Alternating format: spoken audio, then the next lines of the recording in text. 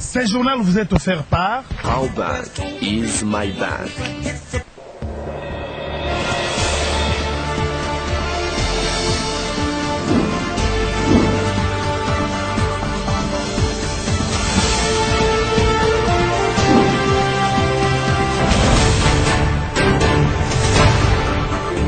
Ce journal vous est présenté par Sonia Lukusa Mugalu. Plusieurs recommandations pour renforcer la coopération entre la République démocratique du Congo et le Soudan du Sud. Ce sont là les retombées de la grande commission mixte qui s'est refermée ce dimanche à Kinshasa.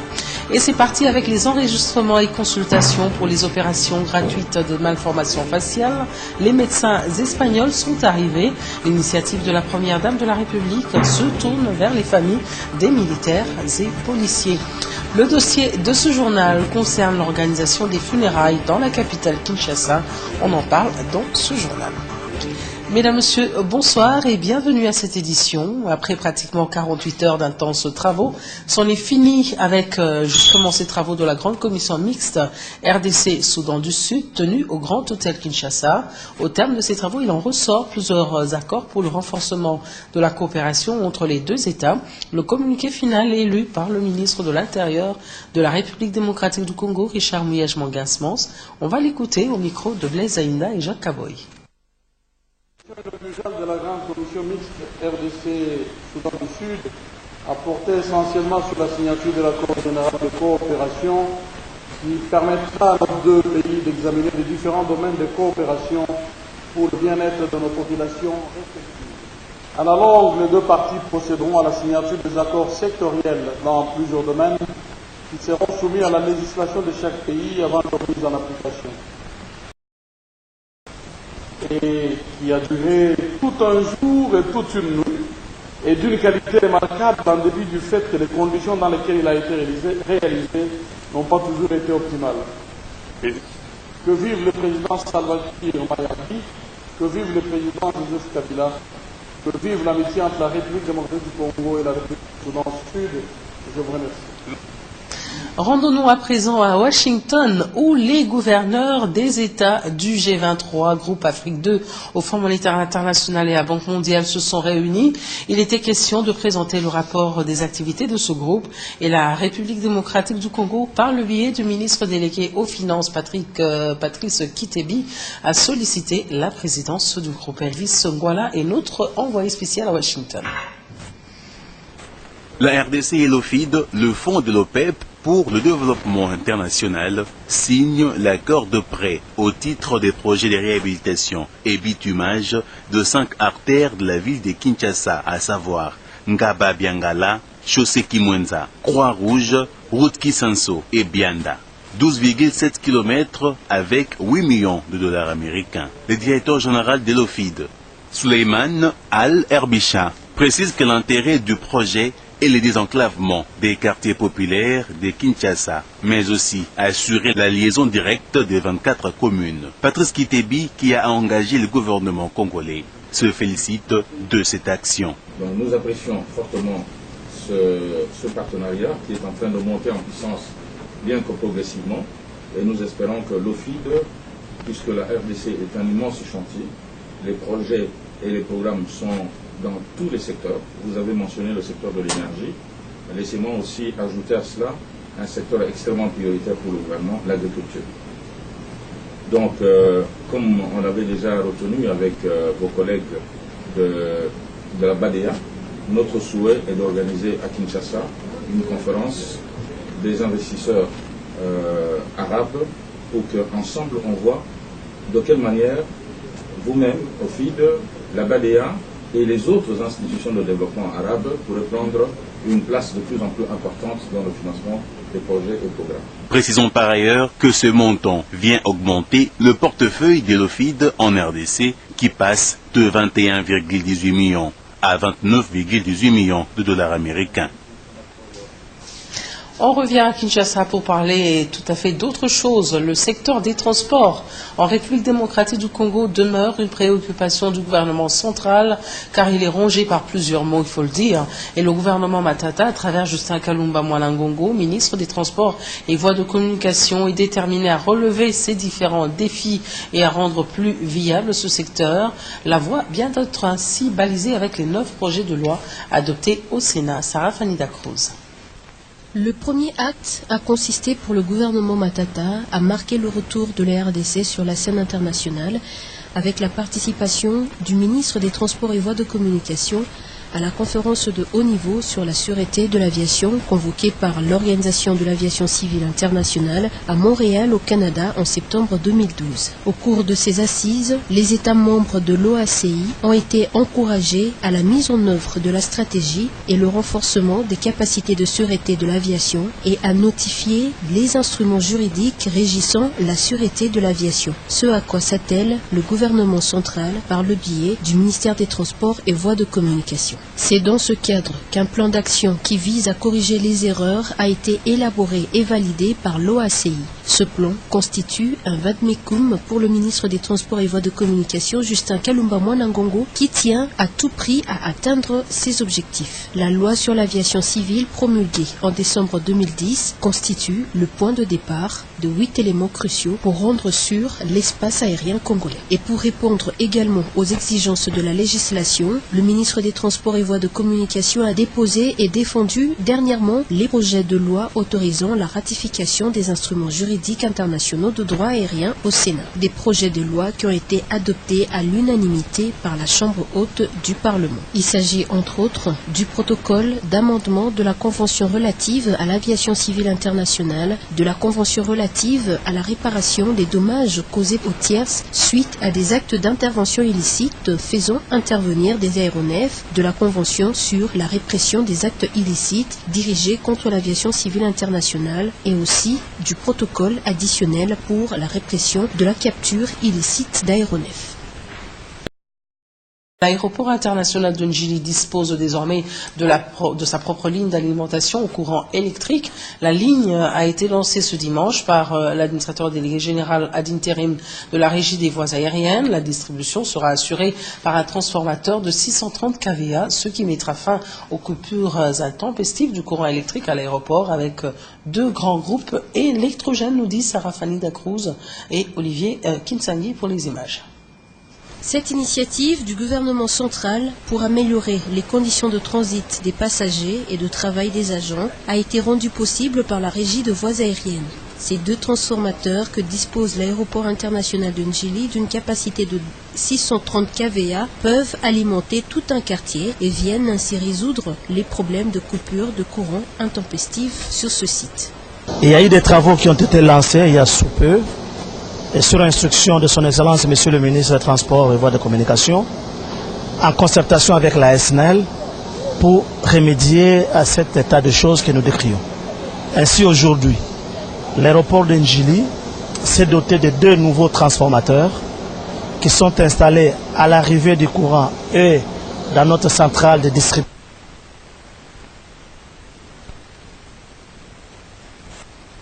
Sécurisé et fiable pendant toute la durée de l'exploitation et de l'ouverture de l'aéroport. Des matériels acquis sur fonds propres de la RVA et dont le coût est évalué à 200 000 $ américains. Juste après le lancement de cette ligne d'alimentation, l'administrateur délégué général de la Régie de voies aériennes, Abdallah Bilengue, a inspecté les travaux de construction de la nouvelle tour de contrôle, des travaux qu'exécute l'entreprise de construction chinoise. Et puis maintenant, on va évoquer le sujet relatif à l'interdiction d'exportation des concentrés d'intrants dans le domaine minier qui continue de défrayer la chronique. Et le ministre des Mines s'est même entretenu hier au Katanga avec le gouverneur Moïse Katumbi Chapoué sur certaines précisions. On va l'écouter au sortir d'audience au micro de Blaise Zaïnda. Nous avons pu, dans cet arrêté, réglementer 3 choses. D'abord, nous avons uniformisé la nomenclature des produits à exporter. C'est important parce qu'il y a des gens qui exportent sous des dénominations de tout genre. La deuxième chose, c'est que nous réglementons même les teneurs. Nous avons pris un certain nombre une échelle de teneur sur lesquelles, lorsque les miniers font leur métallurgie, ils peuvent se placer sur telle échelle de teneur en métal dans chaque produit qui est exporté. La troisième chose, c'est que nous réglementons le taux de valorisation de chaque échelle de teneur en produits miniers. Lorsque vous lisez la lettre que nous avons faite, nous avons autorisé que les miniers qui ne peuvent pas avoir de l'énergie suffisante, de faire ce qu'on appelle le traitement à façon, à l'intérieur comme à l'extérieur de notre pays. Donc ceux qui ont des usines qui travaillent à moins de 100% peuvent prendre les concentrés des autres, les traiter et avoir un produit qui a une grande valeur ajoutée. Ceux qui ne le peuvent pas, ils peuvent le faire à l'extérieur, selon un contrat qu'ils doivent signer avec les gens de l'extérieur. Mais nous avons exigé que lorsqu'il y a un traitement à façon à l'extérieur, que le minier présente le contrat qui atteste qu'il va faire le traitement à façon à l'extérieur, que le minier accepte également de payer la redevance minière à 100%. Et les statistiques du métal produit à l'extérieur doivent être des statistiques qui seront comptabilisées par la République démocratique du Congo. Donc c'est une question que nous avons résolue en partie, parce qu'en fait, le courant, je l'admets, c'est une question qui pose problème maintenant. Le ministère des Mines est, comme on dit, un peu en avance par rapport à son collègue de l'énergie, qui, nous, on attend pratiquement la fourniture de cette énergie pour que la production puisse aller vraiment très très croissante. Entre-temps, le ministre des ITPR, Fridolin Kaswechi, a échangé hier en soirée avec le directeur général de l'entreprise Sinohydro, un entretien qui a tourné autour de la coopération entre le gouvernement de la République et cette entreprise qui, en plus des routes, voudra aussi investir dans le domaine de l'énergie. Jude Kaboula, Blanchard Baembe.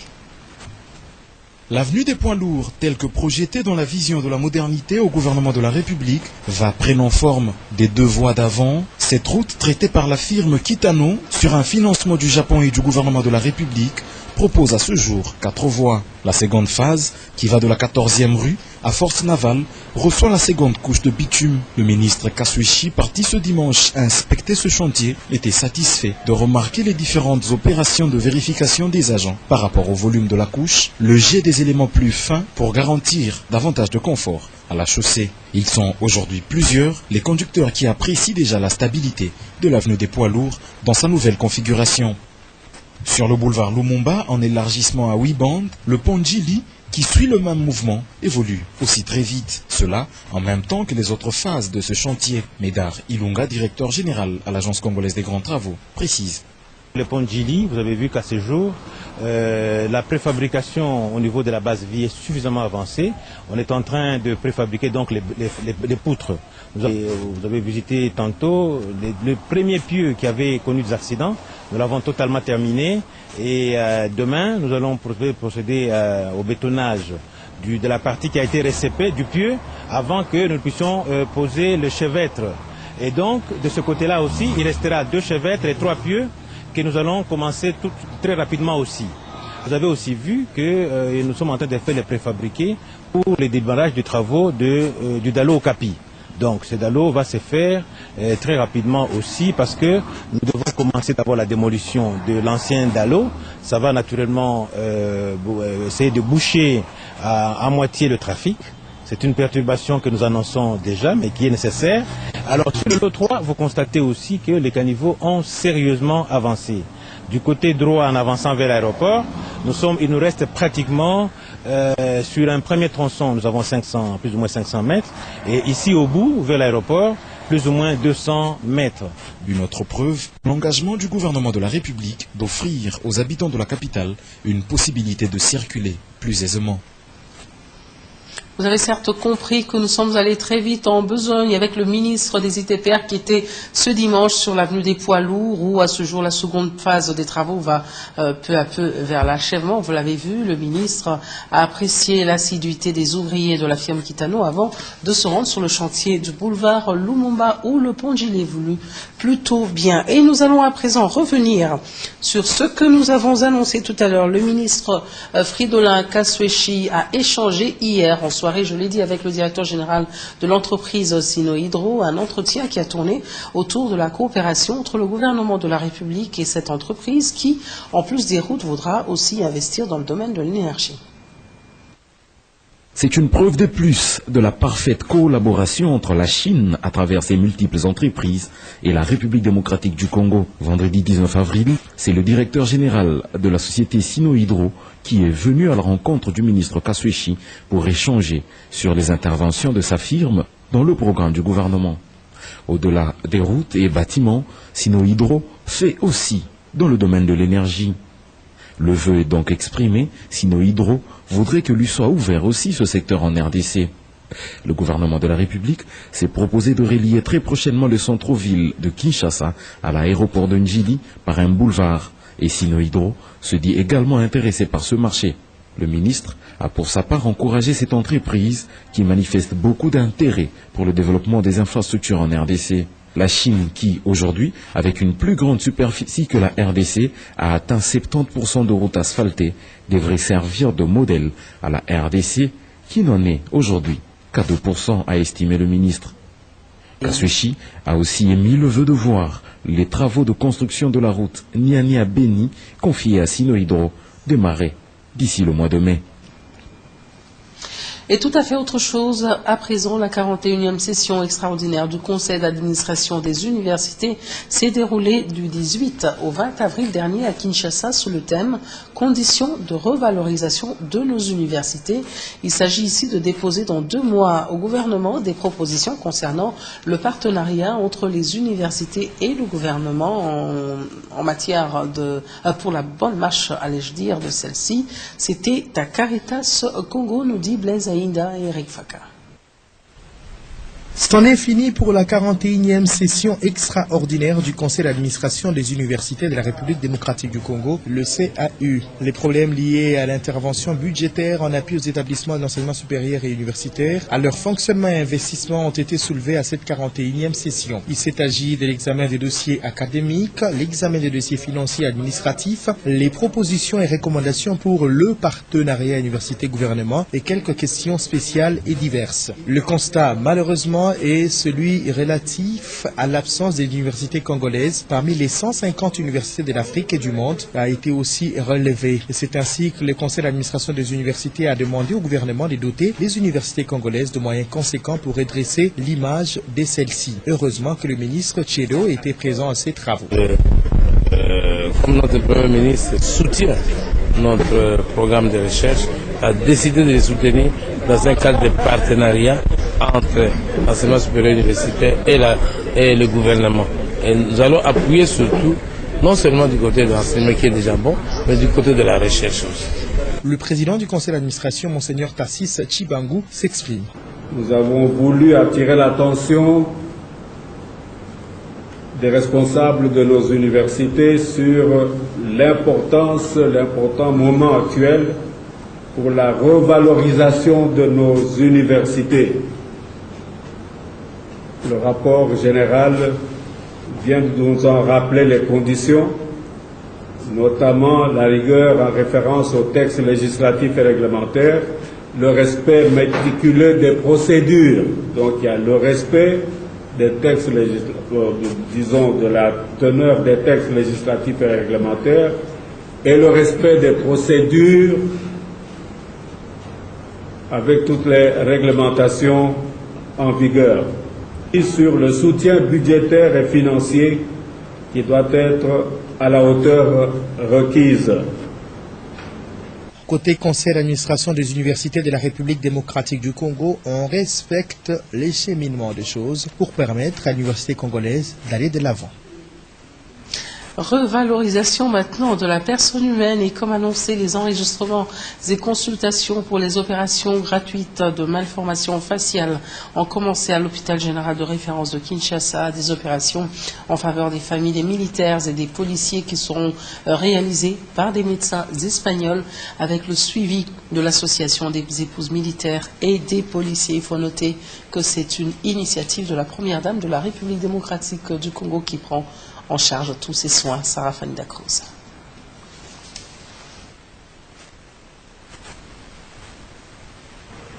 Après plusieurs jours d'annonces à travers les médias, les familles des militaires et des policiers, dont les membres ont des malformations faciales, se sont présentées en grand nombre pour bénéficier de cette bienfaisance de l'épouse du chef de l'État à leur égard sur la gratuité des interventions chirurgicales qu'ils vont subir. Ce sont des médecins espagnols que Marie-Olive Lembe-Kabila a fait venir pour traiter des cas tels que le goitre, la cataracte, la fente labiale et ce qui a trait à l'autoscopie. Ces familles, des militaires et des policiers, ont vu leur espoir renaître grâce à cette prise en charge de la première dame de la République.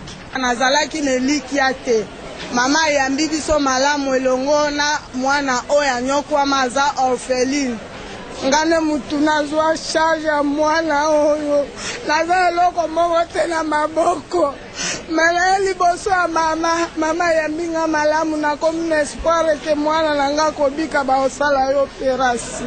Même le personnel soignant n'est pas resté indifférent face à ce geste d'amour de l'épouse du chef de l'État envers ses compatriotes. Oui, nous disons merci à la maman présidente, maman Olive Lembe-Kabila, d'avoir accepté de prendre en charge les familles militaires et des policiers, surtout en ce qui concerne la cataracte, une pathologie qui rend aveugle. Quelques patients subissent déjà des examens à l'hôpital de référence du Kankokolo, sous la coordination de la présidente de l'association des épouses des militaires et des policiers, Georgette Ondekane. Marie-Olive Lembe-Kabila va plus loin en réhabilitant le pavillon 2 de l'hôpital général de référence de Kinshasa, du bâtiment à la literie et le bloc opératoire pour interner ces malades dans des meilleures conditions. Des opérations, elles, interviendront du 26 avril au 3 mai et les médecins espagnols arrivent à Kinshasa le 24 avril prochain. Et comment ne pas dire merci? Notre dossier de la semaine porte sur l'organisation des funérailles à Kinshasa, une procédure de plus en plus coûteuse pour les familles éprouvées. Coup de projecteur sur cet événement, un dossier signé Lisette Kenga Kelekelo, bébé Ediankolo. Organiser les funérailles à Kinshasa devient un casse-tête pour les familles éprouvées. Il vous suffit de comptabiliser les frais liés à l'organisation des funérailles pour s'en rendre compte.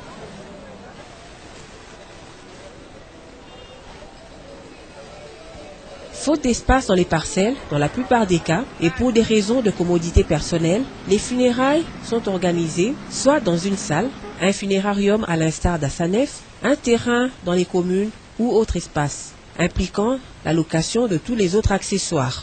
Organiser un deuil à la congolaise à Bandalungwa. Le corps serait sûrement exposé dans le salon.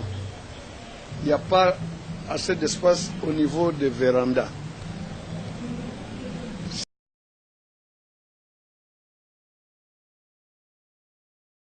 Si bien que tout celui qui viendra accompagner les pleurés au deuil sera obligé d'être à l'extérieur, à même la rue pratiquement. Voilà pourquoi l'autorité provinciale a jugé bon que l'on organise les deuils à Bandalungwa à la cour communale. Nous exposons les vendredis 5 corps pour être enterrés le samedi et le samedi 5 corps également pour être enterrés le dimanche. Et nous avons des latrines publiques que nous avons construites.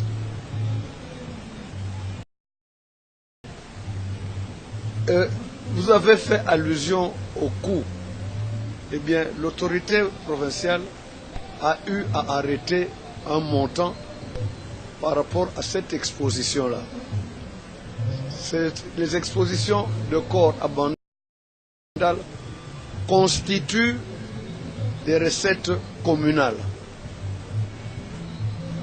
Et il y a aussi la DGRK qui prélève aussi un certain pourcentage. Donc, exposé vendredi pour être enterré dimanche et samedi pour être enterré le dimanche, de sorte que le lundi, nous puissions quand même nous occuper de la population par notre travail quotidien. Quand vous dites vous, ce n'est pas le bourgmestre qui... C'est l'autorité provinciale qui a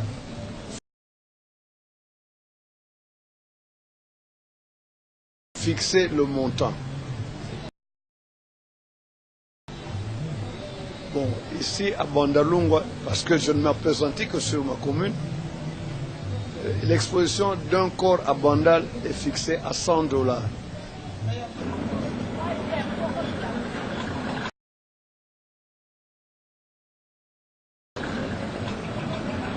Ce qui coûte une fortune pour le Congolais moyen, dont le revenu mensuel est chiffré à une moyenne de 45 000 francs congolais, soit $50. Jetons un regard sur le coût de l'organisation des funérailles. Caveau, entre 2 000 à 6 000 $ selon la convenance dans les cimetières VIP, à l'instar de Beteke Nouvelle Cité ou Nécropole à Lantiélé, et 400 ou 300 $ dans les cimetières officiels. Location espace. Les prix varient entre 1800, 500, 300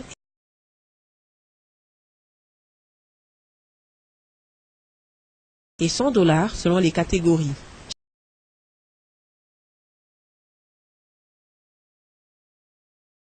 Chapelle ardente et accessoires, le corbillard de 300 à 500 $. À cela s'ajoute la location de la sonorisation, le groupe électrogène, chaises et autres. Un total d'une moyenne de 4 000 $, hormis les frais de rafraîchissement, pour prétendre enterrer dignement le défunt. Au regard de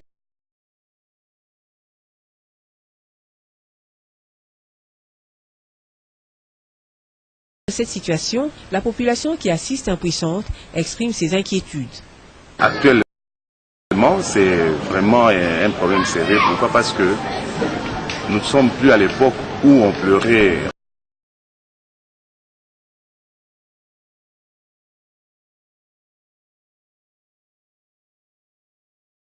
On pleure les morts sur un lit. Il faut louer des catafalques parce que c'est à la mode. Et il faut des chapelles ardentes pour que les gens soient à l'abri. Et après, vous devez voir l'après et les cimetières, parce que vous devez vous occuper des gens. Et évidemment, le problème des cimetières qui se pose aussi, ce n'est pas facile. S'il faut débourser, il faut voir l'argent pour débourser, la famille débourse pour payer les caveaux, afin de pouvoir enterrer son être cher avec honneur, si je peux dire ça. Donc, si on doit tout rassembler, vraiment ce n'est pas facile au jour d'aujourd'hui. Et vous voyez avec notre pays, les gens ne sont pas très bien payés.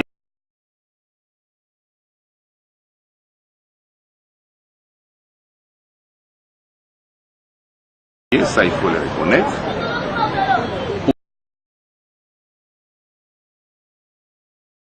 Pour trouver tout cet argent, c'est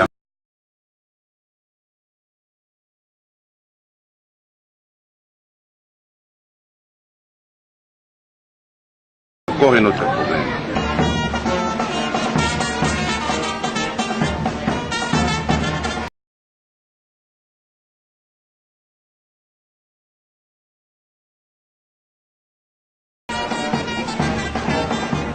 L'on est tenté d'affirmer qu'il s'agit là d'un problème facultatif.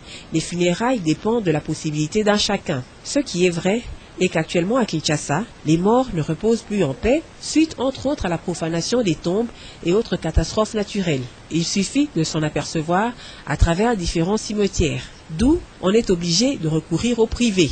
Nous sommes vivants, mais on voit des gens marcher sur ces tombes, casser, et voire déterrer pour laisser des places à ceux qui ont plus de moyens pour enterrer leurs plus proches de la ville. Il y a le vandalisme, il y a de violence au niveau des cimetières lorsqu'on vient enterrer des gens, surtout quand il s'agit d'un petit Chege ou Kuluna qu'on vient enterrer. Les cimetières sont abandonnés, ne sont pas entretenus. Ça me choque. Une question nous hante l'esprit. Pourquoi cette tarification élevée des caveaux actuellement dans les cimetières et même les espaces? La taxe exigée pour l'inhumation d'un frère ou bien d'une sœur n'est pas aussi élevée qu'on le croit, parce que cette taxe d'inhumation n'est que de $20. Et comme certaines personnes veulent enterrer ce qu'ils appellent avec dignité leurs morts, il faudrait construire un caveau. La taxe des caveaux s'élève à $50.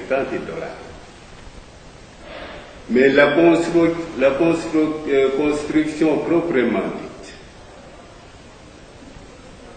ne relève que de la famille éprouvée. Parce que l'État ne fournit pas de matériel de construction des caveaux. Mais souvent il arrive que la famille se présente et voudrait enterrer un membre de famille dans un caveau. Le devis fait, ça ne dépasse même pas $400, pas même 350 pour la construction d'un caveau, avec tout le matériel. Vous venez de parler, madame, des cimetières de Mbenzane, nécropole et de la nouvelle cité. Les cimetières appartiennent à l'État. C'est l'État qui crée des cimetières. Même s'il y a l'anarchie de certains chefs coutumiers. Ces cimetières ont été créés par les arrêtés du gouvernement.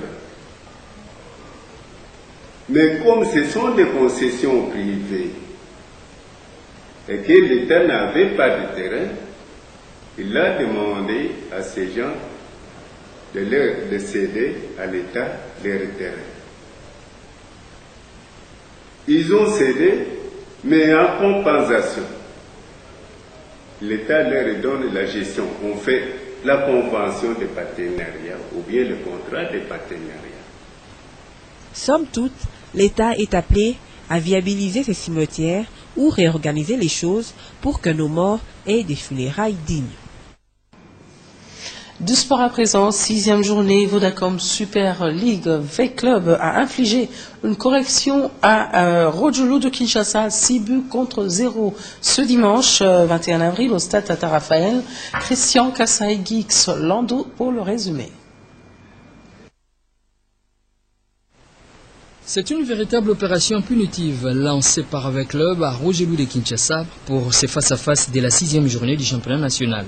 Avant leur déplacement pour Lubumbashi, pour être reçus par Mazembe, lors de la 7e journée, les Verts Noirs de Kinshasa ont voulu se rassurer. Les opérations commencent dès la 8e minute. V-Club sonné, l'inquiétude ne gagne pas le protégé de Florent Ibenge qui résiste. À la 10e minute, V-Club se réveille et ouvre le score. Et Tekiama, l'attaquant de V-Club, donne les sourires à son club pour les 1-0. Ensuite, Rojulu tente de revenir, mais rien n'est réussi. 26 minutes après l'ouverture, Kazadi Franci trouvé. Ce dernier loge le ballon au fond du filet. 2-0 pour V-Club qui entre bien dans ses face-à-face. Rojulu malmené ne parvient pas à entrer dans les matchs. V-Club non satisfait jusque-là trouve le voies et moyens pour augmenter son capital but. Lucie s'ouvre devant le 3e but et décroché. Encore Tekiama, cette fois-ci à la 40e minute. Le but clôture également les 45 premières minutes. V-Club part aisément dans les vestiaires. Au retour, le pied sera lourdement posé sur l'accélérateur côté V-Club. Revenu sur terrain 15 minutes après, soit à la 60e minute, Etekiama s'illustre encore pour le 4e but. 4-0, V-Club se promène. En face, pas toujours de réactions tranchantes. Roger tente, mais ne réussit toujours pas à marquer. Et c'est V-Club à la 65e minute qui poursuit à se balader. Louvumbu trouvé et permet à V-Club de passer à 5-0. Et le but sera savouré au stade Tata Raphaël. En toute fin de partie, Ebunga lancé à gauche s'ouvre un couloir et ira jusqu'à battre les gardiens adverses pour les 6-0. Les dernières minutes, très disputées, Roger Lou ne parvient pas à marquer même un seul but. Score final 6-0 pour V-Club de Kinshasa. Censé apprendre l'entraîneur adverse du côté de Roger Lou. Et notez qu'Akananga Chikunku a dominé Mongalo de Bukavu 2-1 et à Goma suite au lancement des projectiles. Le match Virunga Lupopo arrêté à la 12e minute ou à 12 minutes du coup de sifflet final. Lupopo menait sur place 2-0. Vous avez compris mon étonnement. Il y avait encore des nouvelles de sport. Maintenant, nous pouvons aller à la rétrospective de la semaine avec la principale information qui concernait la motion de censure qui pesait sur le gouvernement Matata. Elle a simplement été rejetée, ou plutôt n'a tout simplement pas été examinée. Pourtant, tout le monde était là, le Premier ministre, les ministres et le public. Seulement 41 députés parmi les signataires de la motion ont décidé de retirer leur signature, donnant lieu à un vif débat et de soupçons de corruption. Yvan Mouyachimanga, Jacques Aboy.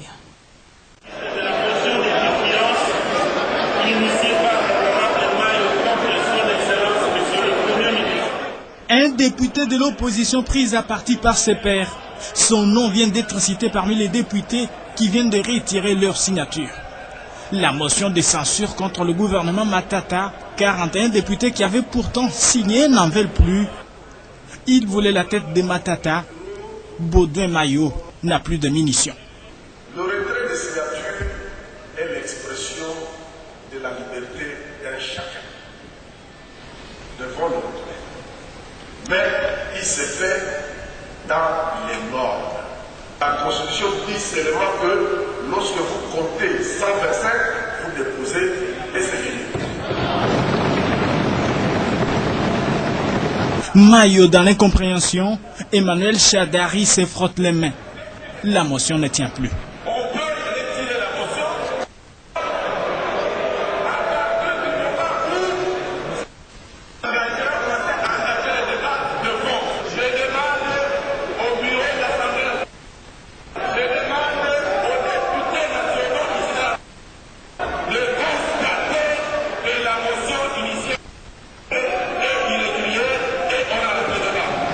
Dans ce débat des juristes, Henri Thomas Lokondo, comme dans ses habitudes, à l'occasion de marquer sa différence, il ne s'en prive pas.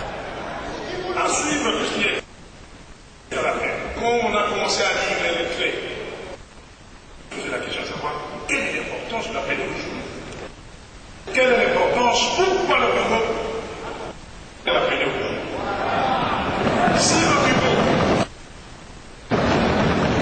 bureau avait estimé que les signatures ont été retirées, Mayo n'a pas atteint les 125 morts. Mais le constat est sans appel. Pour qu'elle soit valide, la motion de censure requiert 125 signatures. Or, après le retrait des signatures par 41 députés, il n'en est resté que 96, insuffisant pour déstabiliser Augustin Matata et son équipe, qui sont repartis avec le sourire. Un gouvernement qui vient faire face à une motion de censure et qui repart sans être inquiété, ce n'est pas une première ici à l'Assemblée nationale. En revanche, lorsqu'il y a ce retrait massif de signatures, ça pose des questions. Y a-t-il eu pression? L'argent a-t-il circulé? C'est autant d'interrogations que certains se sont posées. Beaucoup réclament une commission d'enquête. Et voilà qui referme complètement cette édition du journal. Merci de l'avoir suivi. 23h, Blaise Ozaïnda. Bonne soirée.